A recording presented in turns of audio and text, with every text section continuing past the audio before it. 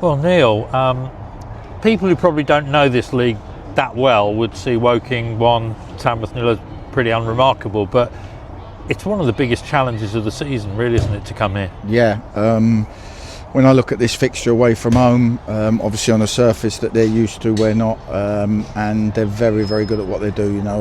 When people say that certain teams play football the right way, I don't believe there's a right way or a wrong way. There's a way of causing problems and winning games, and they've certainly done that. I think they've lost 1 in their last 9. Manager's done a fantastic job, and I thought first 35 minutes we were really, really good. Really passed it well, dealt with everything.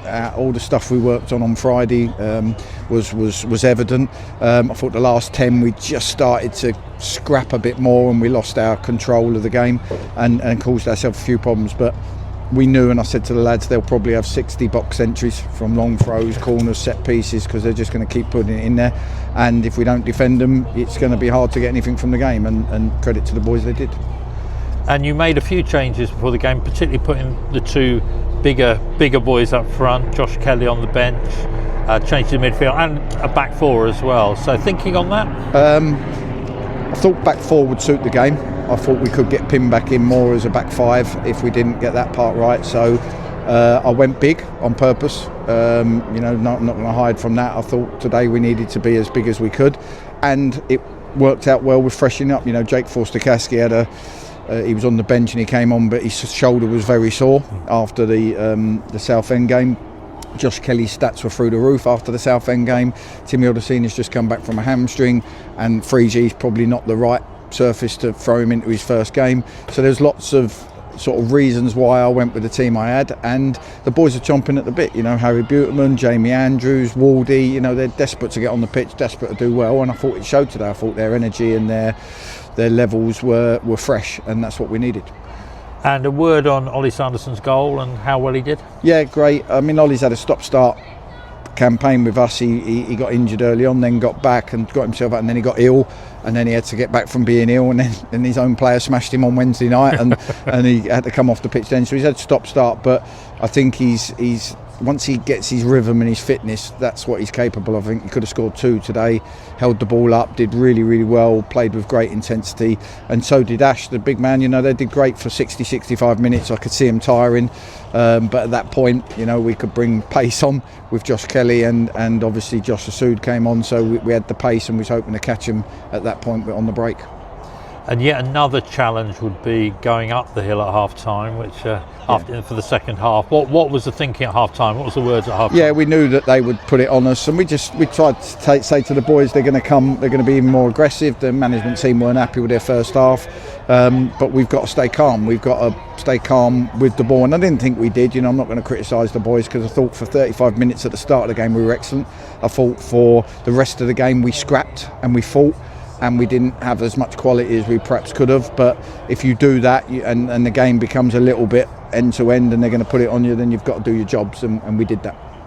And Matt Ward has needed to be a bit patient this season to get his chance, but you gave it him today. How did you feel he did? Yeah, great. I said to Waldy's at his best when he plays aggressive, and all you'll ever hear when Waldy gets the ball is me and Bash shouting, "Go on, get at him," because we know he can do it, and he did it really well in the first half. And he's been a victim that we've changed shape a little bit at times. We've had wing backs and we've gone with 2 full-backs in there, so he's been a little bit of a victim of that. But every time we've gone to a 4, he's been in contention in our minds to bring back in. And I thought the surface we needed a ball carrier, and Waldy's that player for us, and I thought he showed it particularly in the first half.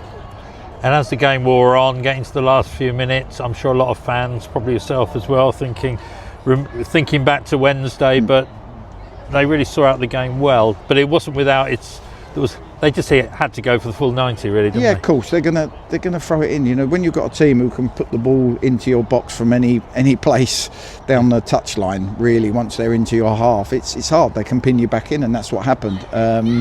But even Wednesday, when I look back at Wednesday, other than a loose touch and a losing a tackle in midfield, the boys have done nothing wrong Wednesday either in the second half. I thought we limited Southend to very little. So there's a lot of good stuff they're doing. They're fighting hard for each other. We've tried to turn the corner and react since the Brackley game. We gave ourselves a really tough start in the first 5 games this season with 1 point. but I think the last 12 or so that we've played, I think our points per game's been very good, and we need to try and continue that. And I'm not worried about the league table or anything like that. It's just every game, just keep trying to be competitive and be in them, because if we keep doing that, momentum might build. The momentum building. I mean, 6 games now unbeaten, 3 away wins, I think, on the spin. You must be very pleased with that. Yeah, obviously we want to try and win at home. It's been tough. Southend and Rochdale were tough games, and we was close certainly in the Southend game to getting that win. But we're not going to overthink it. We just sort of take each game as it comes. We'll start prepping for Boston and the qualities they've got, and try and get the team set up and ready for that as we go through the week. And it's been a bit of a hectic week, so a Wednesday game probably isn't ideal to get ready for a Saturday, especially as Tamworth had no game this week. So it'll be nice to have a full week, I guess, to prep for. Yeah, for absolutely. Boston. Yeah, and for me tomorrow I've got Remembrance Day in Woking, so right, yes. I'll be there doing that. So no rest for the wicked for me. But it'll be a great occasion, and we just managed the boys. We feel like we managed the gap of 10 days between the Rochdale and Southend games well. But I thought the boys put in a good performance, and we've managed the 2 days between these games well. So 4 points is great in the 2 games, and now we need to try and go and push it and make sure that it's worth it when we get at home. Well, thanks, Neil. Well done to you. Well done to the boys today, and we move on to Boston. See you next Saturday. Cheers. Cheers.